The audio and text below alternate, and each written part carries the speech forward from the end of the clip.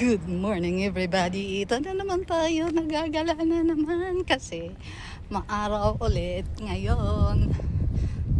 So lakad-lakad ulit para nakakapag-exercise tayo. Alam niyo kung bakit? Wala kasi tayong ginagawa eh. Tutulog, kakain, repeat.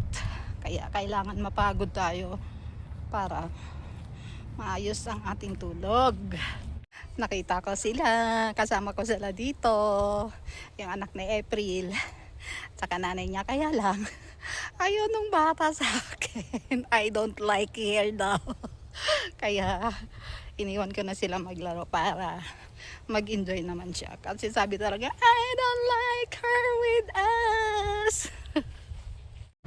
Ang galing, may puti akong binati ng good morning. Binati man naman ako ng magandang araw, kumusta? Aba, natuwa ako. Hindi ko naman siya makuna ng video dahil syempre privacy yun. Nice mga motor. Kasi nga summer na. Ayan si ate. Ang tagal namin din nakita na ako 6 years. Sa wakas, nagkita ulit kami. Ayan, si ate naka-duty lang kasi si ate.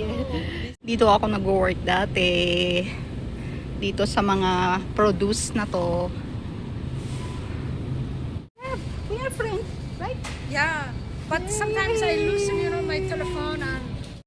Ang swerte ko naman, nakita ko yung mga dati kong kasamahan. Ayun, nakapagpa-picture kami. Kapag summer talaga, ang daming flowers. Naka-display kasi sa ganitong season sila magpa-plant. Magko-cross tayo dito para makagala sa kabilang side. Ayun, clear ang area, madaling makatawid.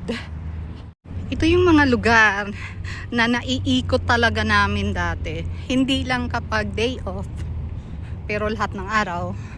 Basta't may oras kami. Oops! Starbucks. Layo na nang narating ko. Ang init pa man din magala-gala. Nasa Goodwill tayo. Tayo natin pumasok. Malimit kami dito dati mag-shop around. Or minsan may binibili kami mga gamit kasi ito yung second hand store. So maraming nakikita dito. May mga nagugustuhan ako. Binibili ko lang talaga. Kasi magaganda pa naman sila. Bumalik na tayo dahil sobrang init. Hindi naman pwedeng magpayong. Bukod sa wala tayong payong, hindi talaga uso ang payong dito. May naglilinis na dito sa park kasi nga summer na. Kaya medyo maingay. Pauwi na tayo, guys. Ang dami ng mga swan. Bakit kayo nandyan sa labas? Siguro nilalamig na rin sila sa tubig. So tayo sa Burger King. Syempre kasama ko si Belle. Mag-take out na tayo kasi malilate na si Belle, may pasok kasi siya. Andito kami. Ayan si Belle. Ayan, may foods na kami.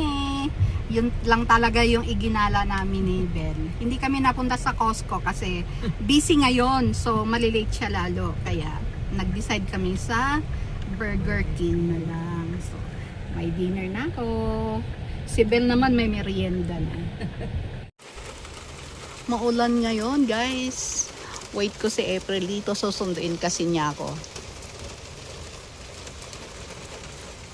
Hanggang bukas pala, maulan. So, bawal gumala.